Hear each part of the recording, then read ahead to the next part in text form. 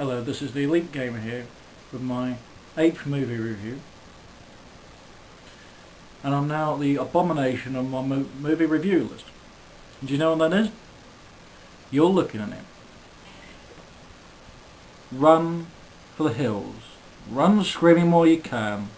It's the 2012 remake of the Three Musketeers by the greatest insubordination director this side of wherever, W.S. Anderson. W.S. Anderson has been the coming death of many films. And let's just say, if he was the coming death of Resident Evil, why turn over the installations and leave him largely in charge of this? But if you're not going to take my word for it, then we're just going to get down to business, aren't we? So, with that in mind, raise your swords and on guard, because we're going to have at it with this review. So anyway, this is a god-awful film because, as you've just seen in this clip, Rochefort's supposed to use a sword when he fights D'Artagnan for the first time. Instead he shoots him with a gun. What the hell? Count Rochefort wouldn't do this. He's the most feared swordsman in and out of France and England. And he doesn't use a sword in this film, he uses a faffing gun? Really, what were you thinking, W.S. Anderson?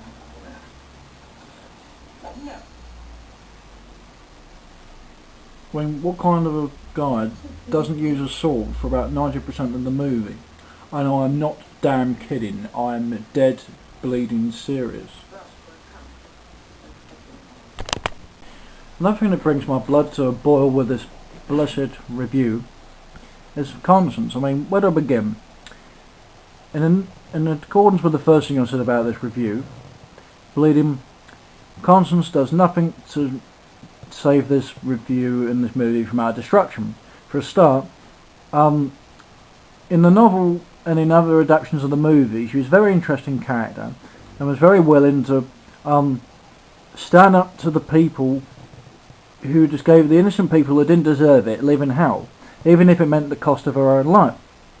In this, she just shows no consideration or respect for brave people at all. As an example, D'Artagnan, here and now, has fought approximately, I'm not lying in this movie.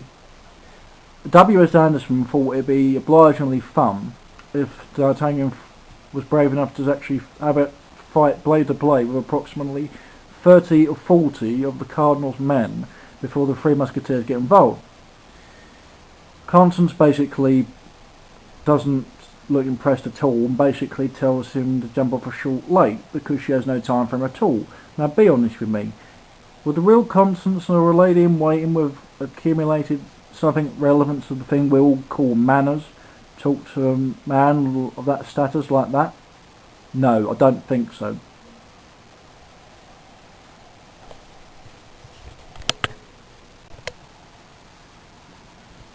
What the hell? Flying boats? You been blooming serious? I cannot blooming believe this. I mean, for Christ's sake. Really, W.S. Anderson, what in God's name were you thinking, right? You made a remake based upon the blasted book in 2012, by the year before, as we're in 2013, bleeding the Three Musketeers. And what do? You go and bring flying boats into it. Flying boats? Are you being blooming serious? For love of Gascony, for goodness, God, and for the name of God, for Christ's sake, man. You know, what are you bleeding thinking? You know, last I checked, this is the Three Musketeers, for God's sake, not bleeding, not fricking Teddy Ruxpin. So do us a favour, mate, stick to the source material. The only thing that I enjoyed with this film was how dramatic it was. With, like, for instance, now they show a name come up really dramatically, and he like breaks chains like Athos, for example, and just basically beats the snot out of the soldiers. And initially, this is the same way the other Three Musketeers are introduced, but initially they go about doing their own thing. So, in a nutshell, for the record, I was not watching this film again from the start to finish because I absolutely hate this film. There's only two reasons, right, I'd ever sit through this just for a review's sake. And that's one, for the sake above all else, because I appreciate the fact in how the only two things I can appreciate with this film, which won't save it in any way getting a really bad review or rating in this review, are one, the fact that and it's in the interesting ways in how they introduce the Three Musketeers, Athos, Porthos and Aramis, and last but definitely not least, the fact that they make D'Artagnan so temperamental beyond words that they actually have him slugging it out with 30 or 40 of the Cardinal's men before the Three Musketeers decide to get off their backsides and help him.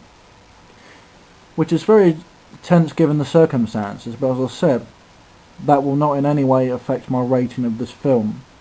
And just before I give you the rating of this film, I'm going to show you how much I hate this film and the director.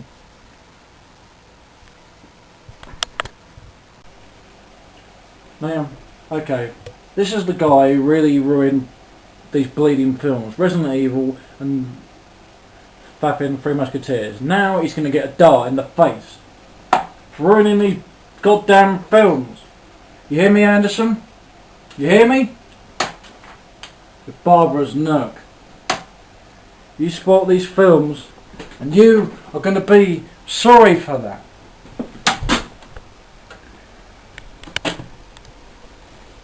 So this is, now, feast your eyes on this. This is what happens to a dull-witted director when he still boils a perfectly good film. So in other words, you're going to do the job right.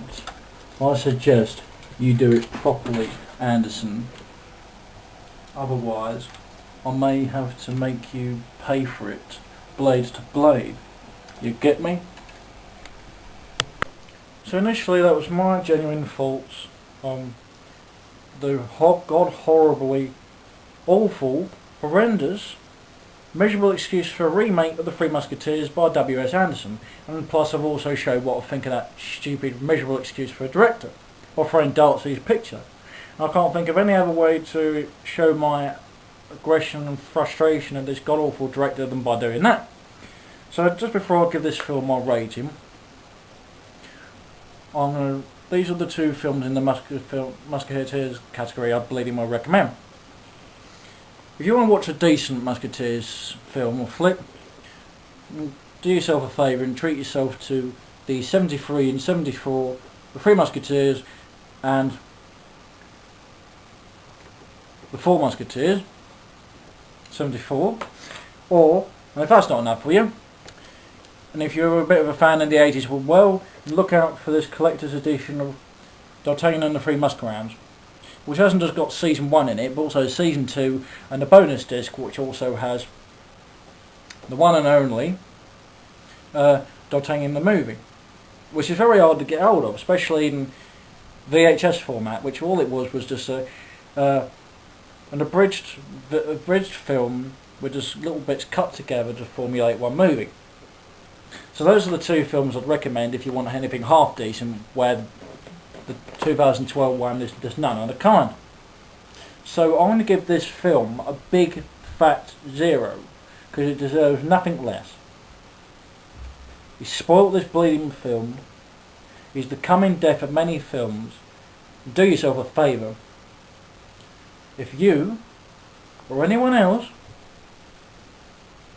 knows anything decent in the film world, do yourself a favour.